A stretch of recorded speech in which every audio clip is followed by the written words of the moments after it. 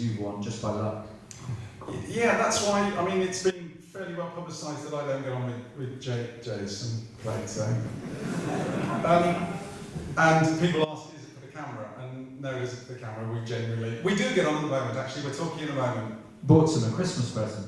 I actually did, but I can't remember where I was going with that one. But no, I have I do have a respect for him, because he works hard for it and he makes it happen. And the reason he and I have said it for so long is because we work tirelessly to put the deals together off the track. And you'll get youngsters coming in and go, right, it's about time you handed your drive over. Yeah, that's no problem, you get the deal then, is my simple question to them. You get the deal, probably, you drive faster than me, as you demonstrated at the weekend. Because at the end of the day, Matt, it's about pace. At the end of the day, you can't get away from it. When the chips are down, you have to be able to turn the lap times.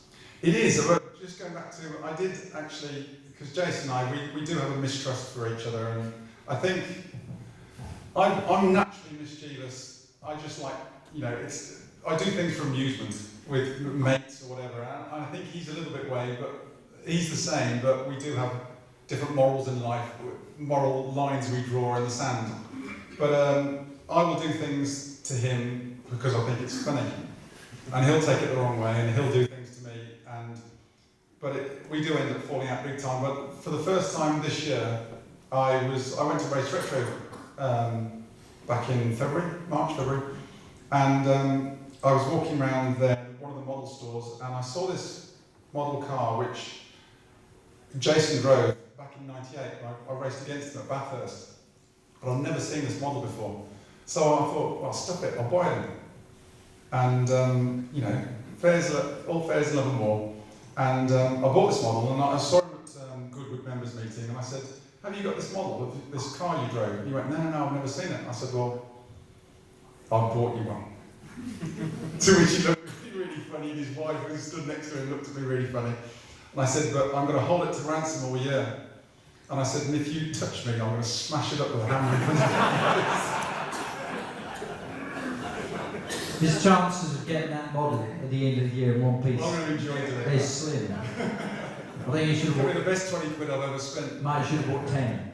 I think with the kind of championship season you've got in store for you. Now let's go back to that touring car, because you've got the BMW Talent Scouts around, but the first I became aware of you was at Silverstone. I think I remember a Mazda barrel rolling epically down out of Copse, as I recall, just looking into the distance and seeing this car getting air. It was like Point Break in touring cars.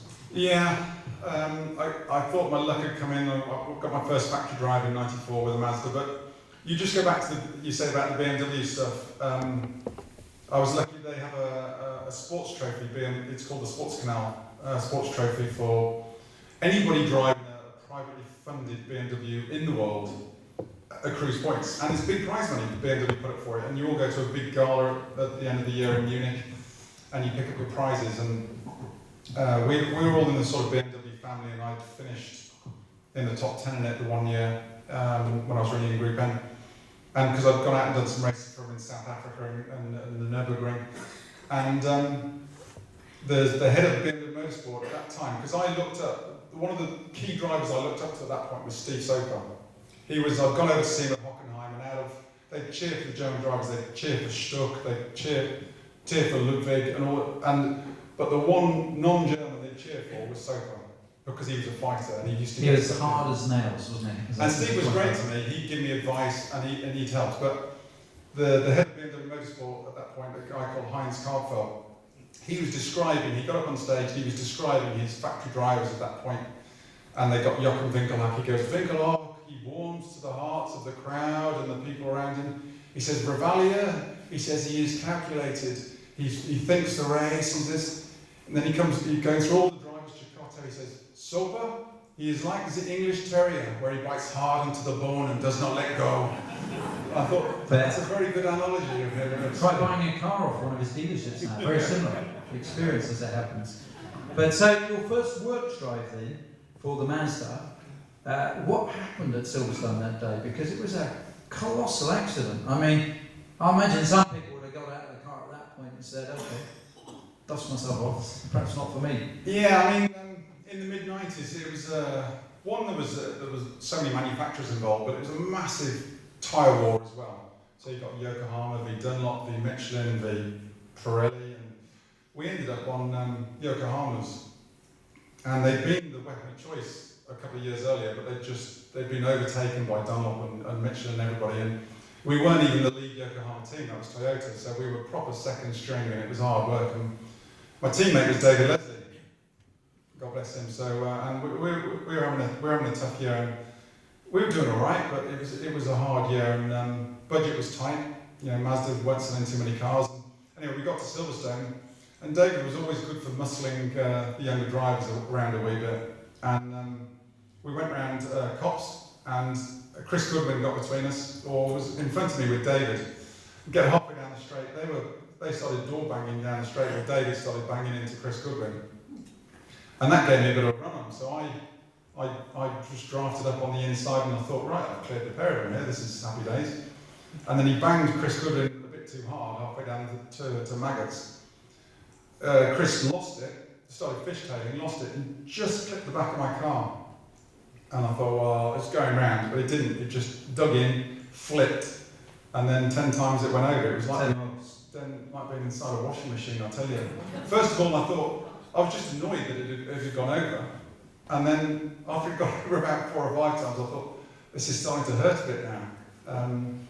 And it was... Did you realise the race was over at that point? No, Do you still think you get a few points out of it? They didn't stop the race for a few laps, which was worrying, because I went around, so I was just... Because how far it travelled, it was down on the entry to Beckett's by the time it ended up, and the thing was so flattened, it was like a ski ramp. I mean, the old Zedos 6, which we were racing there, was a bit of a sort of a wedge anyway, and I was facing the oncoming traffic, and they were all coming around, and they were ducking out after they'd been drafting each other, and I was worried. I was still conscious, and I was worried one was just going to come straight over the top of the car. So that was that put me out for about 5 months. That did, just with the broken ribs and stuff. But you came back. Yeah, I came back. I mean, we obviously, because of time constraints, we're skipping massive chunks of the stuff we've done in racing. But from my point of view, the next thing I remember is I remember interviewing you just after you'd scooped a fat check, the biggest check in that I think Alan Gower ever wrote, wasn't it, in touring car history. Tell us something about that. I mean, that was an incredible day.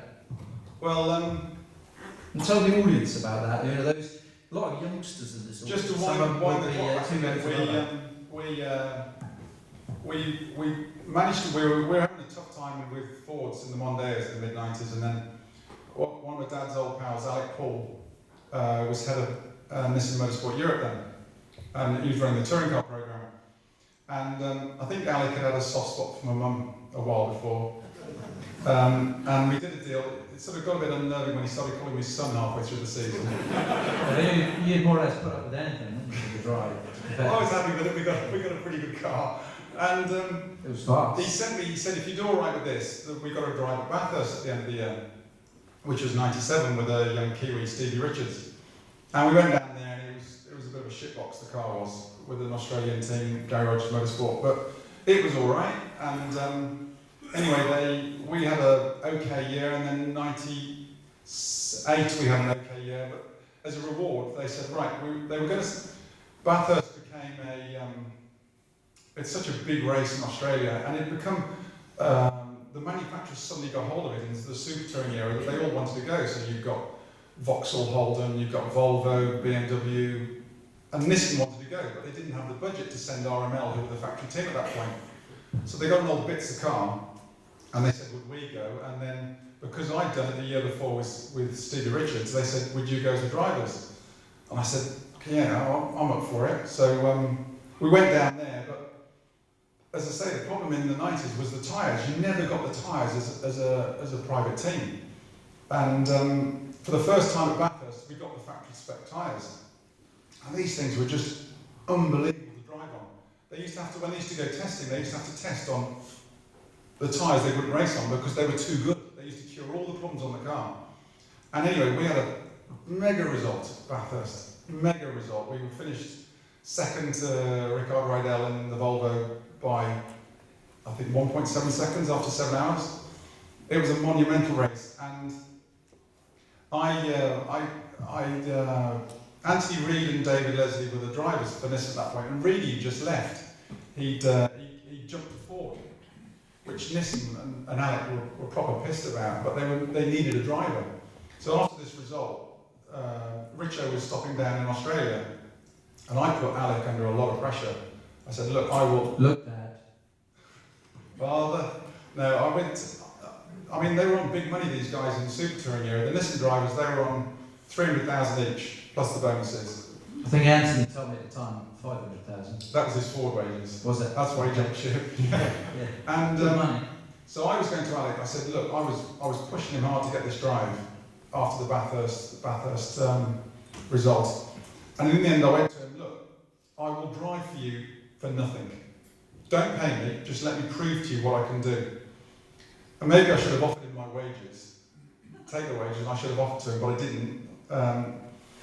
Hindsight's a wonderful thing. But then he didn't. He said no, he turned me down, he decided to play Laurent ILO 750 for one season. And I came back to my dad, I said, I cannot understand it. Why? After I've offered to do it for nothing, and he's paid him 750 grand, my dad said, it's unfortunately, it's the Japanese culture. He said, if he chooses you and you're at risk, and you mess up, it's his fault. If he's gone and bought the best in the business, paid more than anyone can afford, and Aiello messes up, it's Aiello's fault. So it's protecting your own arse, and it's the Japanese ethos, and it was a big lesson learned for me. So we came back and we got another spec car, because in the 90s we also run with a car 1 year spec behind the rest. But we basically came back for 99 with the same spec car we've been running at Bathurst. And Gow put up this big prize fund at the beginning of 99 it'd been 8 years since an independent had won a race. And so he said, right, 250 grand for the first independent who can win a race. And he insured against it. It cost him 30 grand premium. But what he failed to tell the insurance company is he changed the rules. And he changed the rules so we all got the same tyres. For the first time in 10 years, we all got the same tyres. So the first race I did with the same tyres as the factory cars, we won back in the UK. And we skipped 250 grand. Thank you very much. Nice work if you can get it, Matt. But the insurance company were obviously pretty pissed about the whole affair, as you can imagine. So the car was, they could do what they called a 72-hour strip, okay, which didn't involve girls, but it was exciting. They compounded the car for, and then the very next race, I was hauled in for a random drugs test, which is the first one they'd had. They'd never had a drugs test in the 90s. I was the first one to get it, and they picked on the 3 Nissan drivers. But what they did is we used to have 2 races then, and normally when they drugs test you these days, they'll drugs test you after the last race, because sometimes it's hard. They do it by urine analysis, and you're so dehydrated because it gets so hot in the cars. It's hard to go for a pee, and they'll hang on to you till you go. And anyway, there was me and David. He managed to go pretty quickly, and there was me and Lauren in there, and neither of us could go, so they're making us drink water. And the next race is coming, we're going, look, it's got to start. And in the end, we managed to give us our... Produce the goods. Well, I don't know how many of you have had a drugs test here, but it's the same as the Olympians do. And what they'll do is, they'll escort you straight from your car. And then you'll get there, and you have to break the seals off the beakers and read the numbers out and all this sort of stuff. And then you're not allowed any piece of clothing above your knee or below your chest. So you've got to be, all your overalls around by your ankles, and your underwear, your fireproof underwear is all's up here. And then you normally have they're normally ex-police officers, some 6'3" burly guy, looking at you, and he's going, yeah, in your own time, son. In your own time. Yeah, they're on this far away. And pit lane's open. We had one at Brands. I got drugs tested about, I don't know, 3 years ago, and I was struggling to go, because what they do is they'll ask you to drink, but they don't want you to drink too much, because then it can make your sample too weak. Yeah. So they don't want you to drink too much, but they want you to drink a bit. And this drugs tester is with me, and he's going, yeah, in your own time, son. And he looks to his mate, nods, and he puts on the tap, doesn't he? All right, I don't need the tap on. I I walked out of there 4 hours later. It was like being in solitary confinement. I don't think this drug testing would have worked back in Jerry Marshall's era of racing properly. Wouldn't have produced the desired results. So listen, we're going to stop in about 10 minutes time so everyone can take a break, and we're going to do a Q&A afterwards. But we've got we get alcohol tested nowadays, and it's every morning we're at the track. So Saturday morning we have to be there 8 o'clock, Sunday morning 8 o'clock with alcohol tests, and it's 0.0 tolerance these days. So. But that's right, of course, these days, isn't it? I mean, that's setting the kind of example that motorsport should set.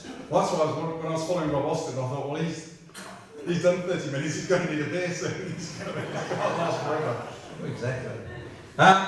So listen, you've won this £250,000. How did you convert that into getting back into a works team and your first championship win? And you've got precisely 10 minutes to tell us.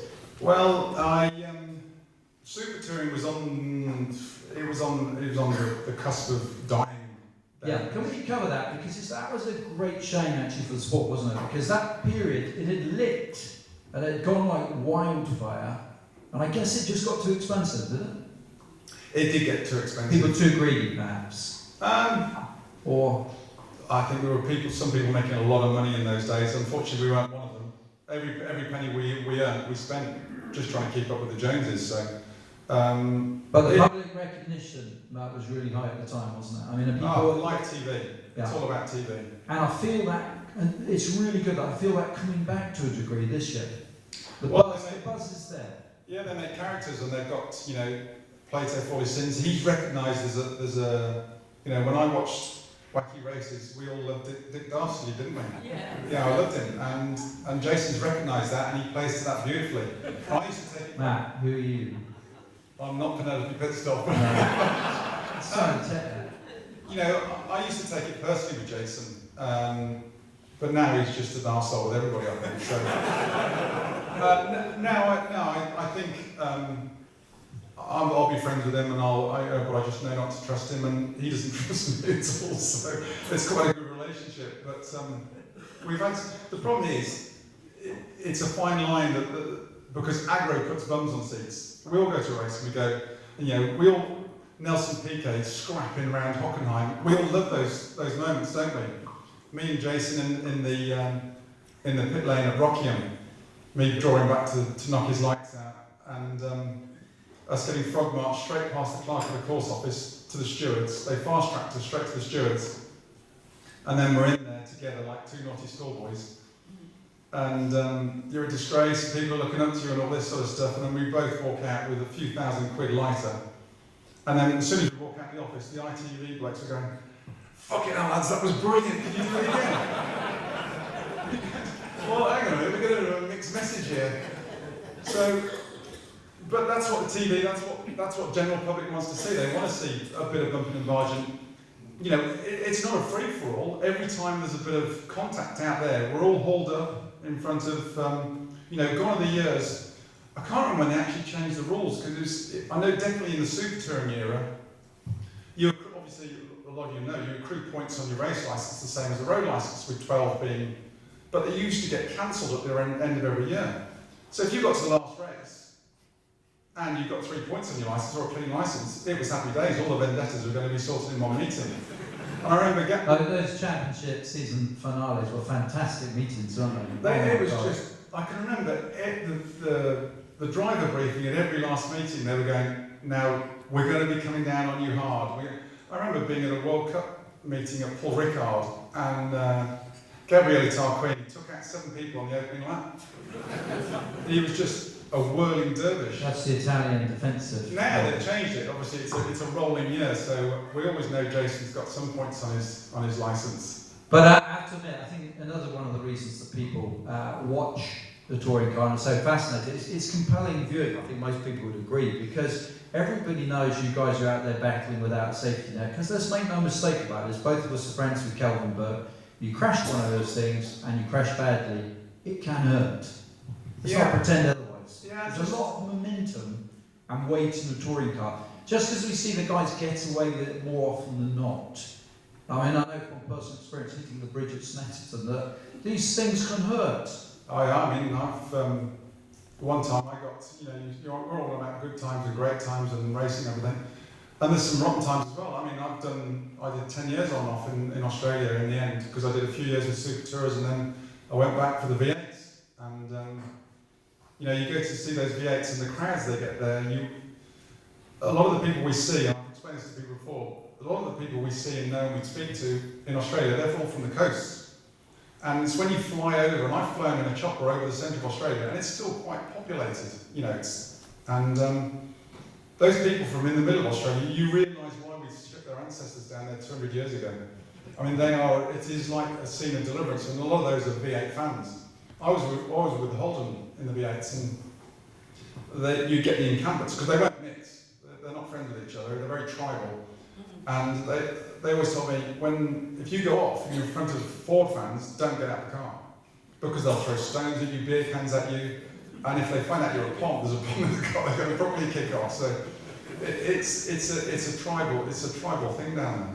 What was I going on about before that? No, we were talking about the danger involved in it. Because I just think the public watching. Oh yeah, I went down there and I got paid to go down there and got put in a brand spanking new Holden Commodore and destroyed it before I even got to qualifying. And then you're the biggest tosser under the sun, and you're a pomp on your own, and you can't even phone home because it's 12 hours difference. So, and I was stuck down there because I was a bit knocked about. But yeah, you take the knocks, but if it wasn't risky, you wouldn't do it, would you? And we all go on about favourite circuits now, or favourite corners and everything. And most of the drivers you speak to, they like Bathurst, they like Nürburgring, Nordschleife, because they're dangerous. But that's half the buzz. You speak to Sterling Moss, and he goes, that's what's lost. It's become too sterile, all these modern circuits. You're absolutely right. As race drivers, we want to take the fast corners fast, don't we? When all's said and done, there's the slow technical stuff where you can just lose time is infuriating, other than the fact that it bunches people up, I guess.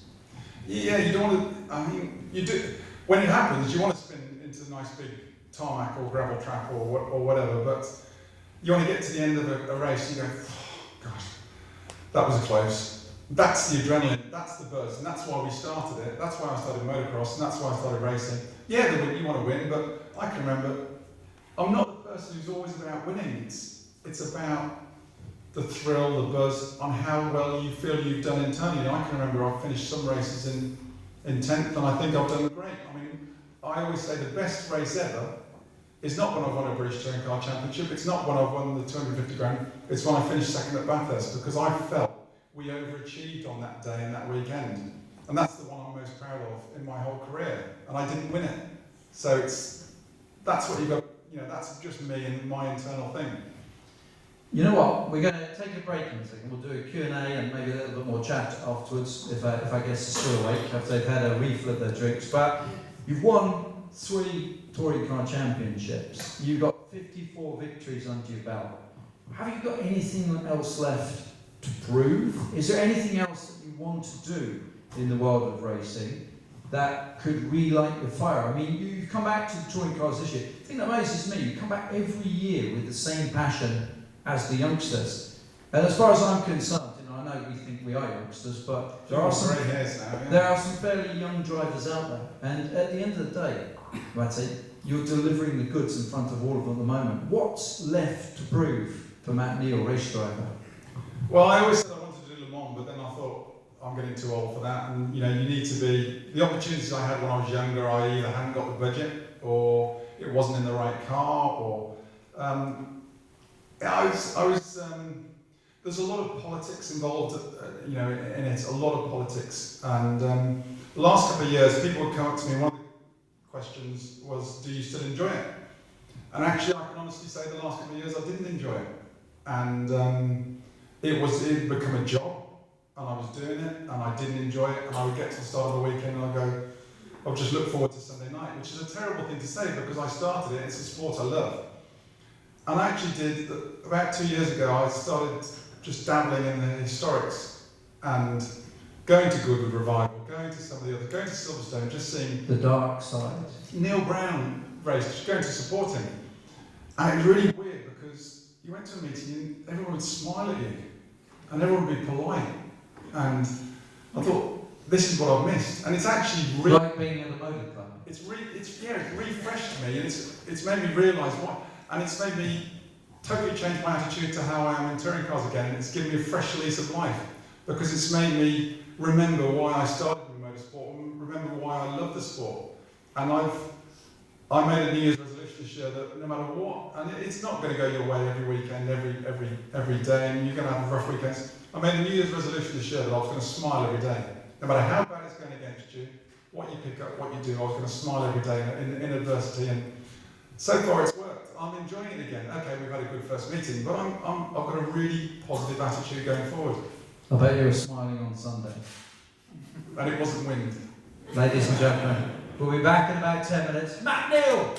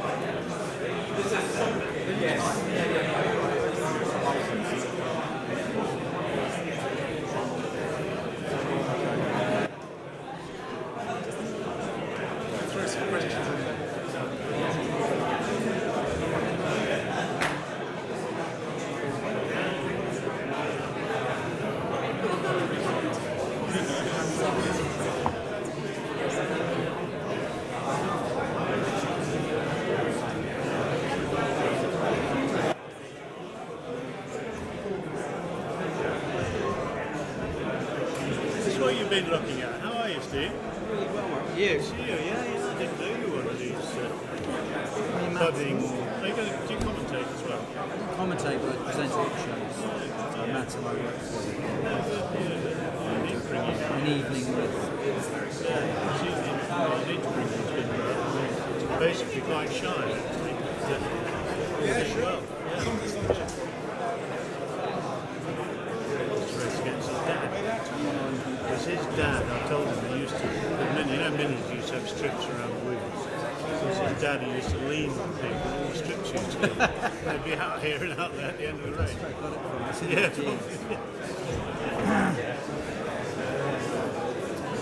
Are you well?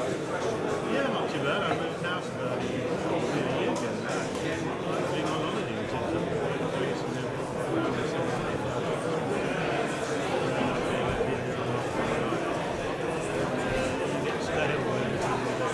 politics and nice to people. She's famous, right? Yeah, Nice one. yeah. Eventually, I'm going to move to Cornwall. For all the same reasons, I think. I stay in this country. I want to. Do you like fishing? Well, I like big fishing boats. I'd like to learn to be a fisherman on a Well, boat. you know who can teach you, don't you? Like, do you go and see him again? Yeah.